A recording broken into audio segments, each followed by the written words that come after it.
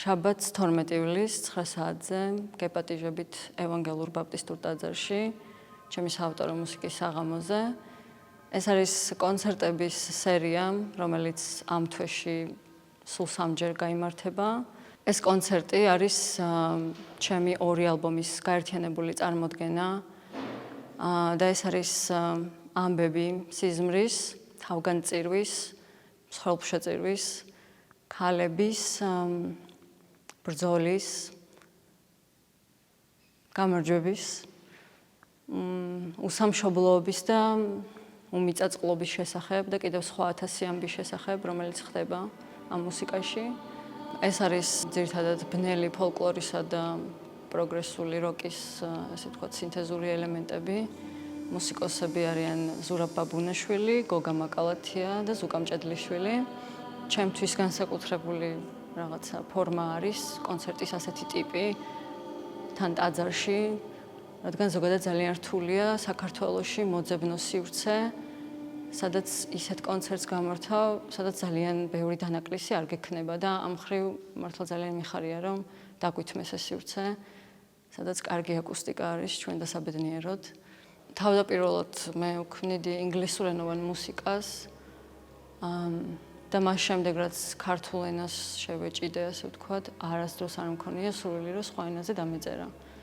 ან მაქსიმუმ, ძალიან დიდი სურვილი მაქვს, რომ ქართველურ ენებზე ვწერო, არა მარტო ქართულზე, არამედ თუ ოდესმე დადგება ეგ დრო, რომ ეგრულად წერო, იმდენად კარგი თუ ვიქნები ამ ენაში, აუცილებლად დავწერო მაგაზეც. გზებით მატარე, სისჩლილი არ გამაკარე, წამიშალეს ის რაც ვიყავი, ახლა რა ვარ ამი ვიყავი, თუ გაიცნო უცხოს ხომხარეს, თუ ზღვებმა ამბავით გახარეს, წყლების იღმის რომ შეგაყვარეს, მიწა შენი გადაგაყვარეს.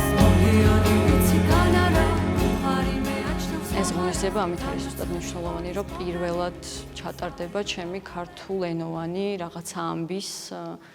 რაღაცა ესეთი მუსიკალური ამბავი და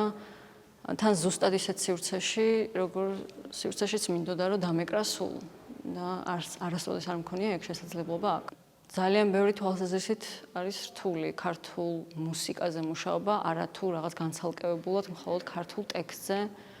და ამაზე მისაუბრია ბევრჯერ, ალბათ, სხვა ინტერვიუებშიც და კიდევ ერთხელ ვიტყვი, რომ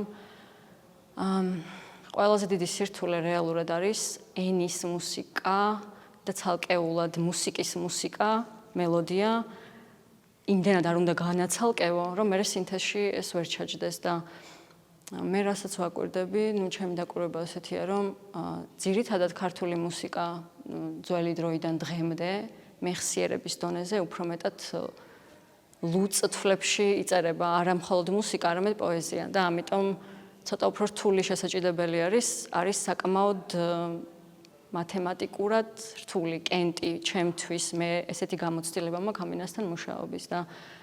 იმდენად დიდი რესურსი არის რეალურად ფოლკლორში, ძალიან ძველ ფოლკლორში და იმდენი რაღაცა არის გაუგებარი და დღემდე კარგად არ არის ნაკვლევი, რომ არ ვიცი, ერთი ცხოვრება დარწმუნებული ვარ, რომ საკმარისი არის მხოლოდ ამენას რომ მიუძღვნო და რა ვიცი, ძალიან მიხარია, რომ სხვა ენაზე არ მაქვს სურვილი უბრალოდ რომ წერო. ამ დროში და ამ სივრცეში მუსიკოს მხოლოდ საკუთარი თავის იმედი უნდა ქონდეს და თუ რაღაცნაირად მიენდობი გარემო ფაქტორებს და რაღაცებს, ალბათ ძალიან დაითრგუნები და ჯობს ისევ საკუთარ რაღაცაში, იმედებში, თუნდაც და რაღაც ფანტაზიებში გადაეშვა და გჯეროდეს დარწმუნებული იყო იმის, რასაც აკეთებ და ერთადერთი გზა პირადად მე რაღაცის ბოლომდე მიყვანის, მგონია ეგ რაღაცა ერთგულება შენი იდეის და შენი მუსიკის, რომელსაც გჯერა.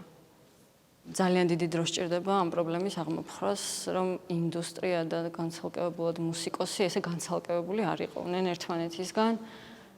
ყოველთვის ჩვენთვის ქართველი ხალხისთვის ხელოვნება იმდენად ხელმისაწვდომი იყო და იმდენად ყველგან და ყველა ოჯახში ხდებოდა, რომ არავის არ უჩნდება რეალურად იმისი განცდა, რომ ამ მუსიკაში თუნდაც რაღაცა ფული გადაიხადოს და აი ეს მეხსიერება ჯერ საკმაოდ ახალ ბედა არის, ასე მგონია საქართველოში და ალბათ არ ვიცი, მსმენელმა უნდა გაიაზროს, რომ ერთადერთი გადარჩენის ფორმა არის ის, რომ მიხვდნენ, რომ ეს არის შრომა, ეს არის არ ვიცი, ცხოვრება და ყველაფერი და უბრალოდ პატივისცემა იმის მიმართ, რასაც მუსიკოსი ქმნის. კონცერტის ამ ფორმატზე ძალიან დიდი ხანი მუშაობდი ბენდთან ერთად და ყველასთვის ნაცნობამ არეულ დროში ძალიან ბევრი გაჩერებისა და ზუსტად ამდენივე უკან მობრუნების შემდეგ რაღაცნაირად ძალიან მიხარია, რომ ამ ჩემთვის ძალიან მნიშვნელოვან ორ ამბავს მუსიკით გადმოცემულს რაღაც დასასრულის ფორმა ეძლევა ამ კონცერტების საშუალებით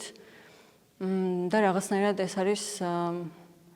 ფორმა, რომლითაც მე უნდა ამოვისუნთქო და დავიწყო ახალ მუსიკაზე მუშაობა. რაც შეეხება ღონისძიებას, ეს არის სრულიად ჩვენი დაორგანიზებული, ჩვენი სახსრებით ვატარებთ ამ კონცერტს. ბილეთები იყიდება TicketJet-ზე და ასევე შესაძლებელია რომ შეიძინოთ კარზე. არაფერი სხვა ისე არ განიცდის ამ დროს და ამ ყოველდღიურ ბინძურ ყოველდღიურობას, როგორც პირადად ჩემთვის ეს ჩემი მუსიკა, რომლითაც შემიძლია მსმენელს მივცე ის, რაც მათ სჭირდებათ და არა რაიმე პირადად ჩემთვის კონკრეტული და ვიღაცისთვის ეს შეიძლება იყოს იმედი, ვიღაცისთვის შეიძლება იყოს ბრძოლა,